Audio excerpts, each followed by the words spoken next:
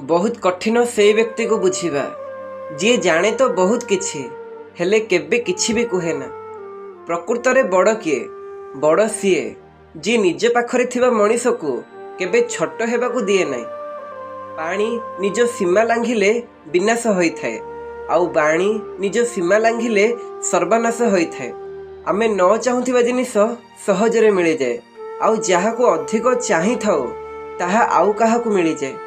विश्वास आउ प्रकृत प्रेम ए दुहे बहुत बड़ दामी उपहार।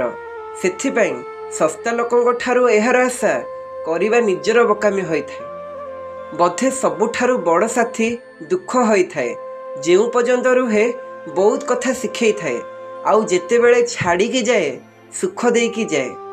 निज जीवन को कहा पई खोला बही करि दियनी कारण लोकंकु बही बुझीबा ठारू बहिरे लेखा थिबा वाक्यरू भूल बाहर करने को भल लगे।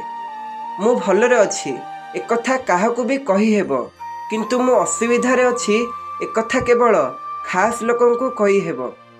भावना को संभाली देले मन संभाली होई जाए, शब्द संभाली देले कथा संभाली होई जाए, कथा संभाली देले व्यवहार संभाली होई जाए आउ व्यवहार संभाली होई गले अनेक संपर्क संभाली होई जाए। निज भल कर्म उपरे एते भरोसा रखि थाओ कि जेते बड़ युद्ध हारिगले भी पश्चाताप करने को न पड़िबो।